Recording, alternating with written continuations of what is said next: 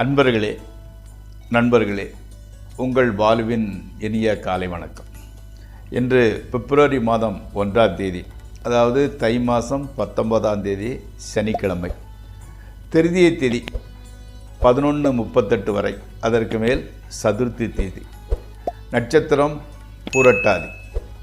அப்போ ராசி சந்திராஷ்டமம் கடகராசிக்காரர்களுக்கு உரியது.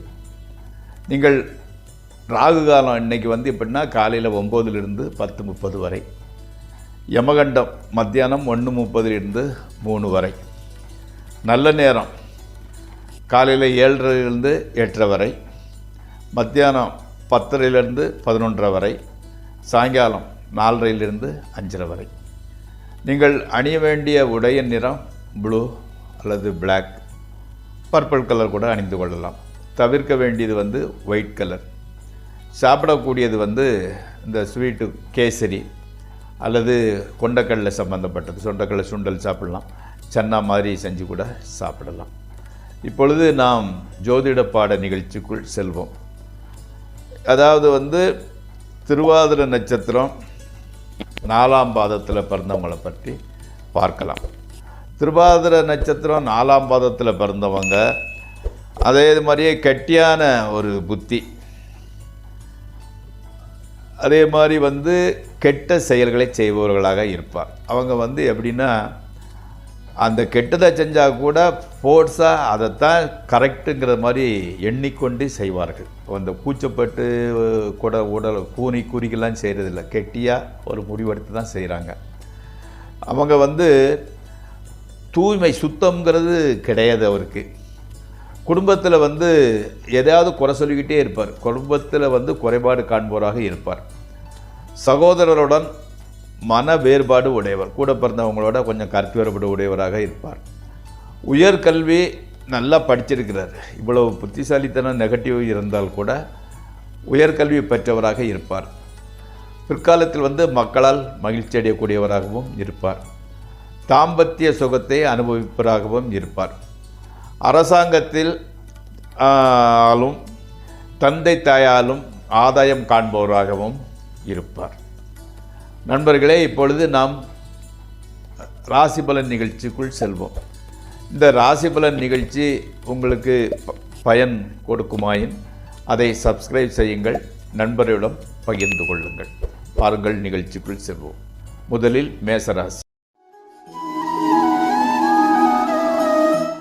ஸ்பெக்குலேஷன், ட்ரேடிங் ஆகியவற்றில் நல்ல லாபம் கிடைக்கின்றது.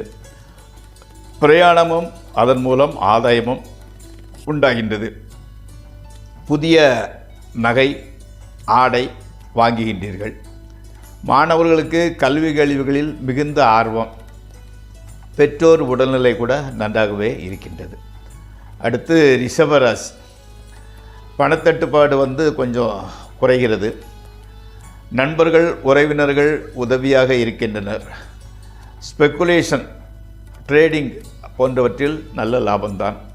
கணவன் மனைவி உறவு மகிழ்ச்சி மிகுந்திருக்கிறது. பொழுதை மகிழ்ச்சியாகவே கழிக்கின்றீர்கள். பொருள் வரவு நன்றாக இருக்கின்றது. பொருள் வரவு நன்றாக இருந்தால் மேக்சிமம் மகிழ்ச்சியாகத்தான் இருக்கும். அடுத்து மிதுன ராசி. வயிற்றுக்கோளாறு ஏற்பட வாய்ப்புள்ளது. எச்சரிக்கையுடனும் நிதானத்துடனும் நடந்து கொள்ளாவிட்டால் கெட்ட பெயரை எடுக்க வேண்டிய சூழ்நிலையும் பொருள் இழப்பும் உண்டாகும். உத்தியோகம் பார்க்குறவங்களுக்கு உடன் வேலை வைப்பவர்களால் கொலீக்ஸ்னால் பிரச்சனை உண்டாகிறது. தெய்வ பக்தியில் மனது செல்கிறது, ஈடுபடுகிறது. அடுத்து கடகராசி. இன்றைக்கி சந்திராஷ்டம தினம். அதனால் புதிய முயற்சிகள் எதிலும் ஈடுபட வேண்டாம். அதே மாதிரி தூர பிரயாணத்தை தவிர்த்து விடுங்கள். முக்கியமான பிரமுகர்களை சந்திப்பது, ஸ்பெக்குலேஷன், ட்ரேடிங் ஆகியவற்றில் ஈடுபடுவது போன்றவற்றையும் தவிர்த்து விடுங்கள். மனைவி மக்களிடம் அதிகம் பேசினால் சச்சரவே உண்டாகிறது. அடுத்து சிம்மராசி. பிரயாணங்கள் ஏற்படுகின்றன. அதன் மூலம் மகிழ்ச்சியும் மன நிம்மதியும் உண்டாகின்றது. பந்தயம், சூதாட்டம், லாட்டரி இதெல்லாம் ஆதாயம் ஓரளவு கிடைக்கவே செய்கின்றது. ஓரளவு தனலாபமும் வருகிறது. பெற்றோர்களின் உடல்நிலை கூட நன்றாகவே இருக்கின்றது. அடுத்து கன்னிராசி.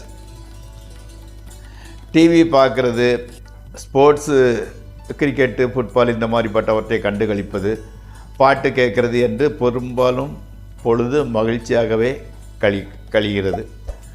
இந்த தொழிலில் சிறு சிறு பிரச்சனைகள் ஏற்பட்டால் கூட பொருளாதார முன்னேற்றமும் மனமகிழ்ச்சியும் இருக்கத்தான் செய்கின்றது. புது நண்பர்கள் வாய்க்கின்றனர். அடுத்து துளாராசி. மனதில் காரணமில்லாத ஒரு கலக்கம், தூரமாக உள்ள ஒரு மக்களை பற்றிய ஒரு கவலை, வீண் செலவு அதிகரிக்கின்றது. உயர்கல்வி பயிர்வோருக்கு பாடத்தில் நிறைய சந்தேகங்கள் உண்டாகின்றன. ஆயினும் மனைவி மக்களால் மகிழ்ச்சி உண்டாகின்றது. அவர்களால் பணத்தட்டுப்பாடும் குறைகிறது. அடுத்து விருச்சிக ராசி. புதிய வீடு வாகன யோகம் உண்டாகிறது. நிலம் பொருள் வாங்க விற்க நல்ல பலன் கிடைக்கின்றது. வாழ்க்கையில் ஒரு முன்னேற்றம், உங்களுக்கே ஒரு நம்பிக்கை தெரிகிறது. மாணவர்களுக்கு கல்வி கேள்விகளில் மனம் பூரணமாக ஈடுபடுகிறது. அன்னையின் ஆரோக்கியம் நன்றாக இருக்கிறது. கணவன் மனைவி உறவு மகிழ்ச்சி. அடுத்து தனுசு. தேவையான பணவரவு உண்டாகின்றது. நண்பர்கள் உறவினர்கள் ஆகியோருடன் சந்திக்கிறது, அவங்களோட பார்ட்டி விருந்துகளுக்கு செல்வது என உற்சாகம் களைகட்டுகிறது. கணவன் மனைவி உறவு மகிழ்ச்சிகரமாக இருக்கிறது. சிறு பிரயாணம் அல்லது சிறு இடமாற்றம் உண்டாகிறது. எல்லாம் நன்மைக்கே. அடுத்து மகர ராசி.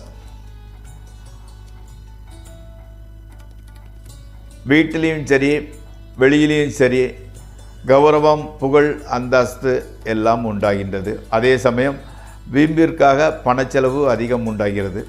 ஸ்பெக்குலேஷன், ட்ரேடிங் ஆகியவற்றில் ஈடுபாடு இல்லாமல் இருப்பது நலம். அடுத்து கும்பராசி. கண் காது சம்பந்தப்பட்ட பிரச்சனைகள் உண்டாகின்றன. வீண் சச்சரவு கூட உண்டாகின்றது.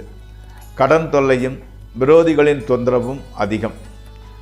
பிரச்சனையை ஏதாவது ஒன்று சிறு சிறு பிரச்சனைகள் வந்து கொண்டே இருக்கின்றன. உத்தியோகம் மாத்திரம் சுமூகமாக செல்கின்றது. மன அமைதிங்கிறதே இல்லாமல் போயிடுச்சு. வீட்டுக்குள்ளே வந்துட்டாலே டென்ஷனில் தான் போகுது. அடுத்து மீனராசி.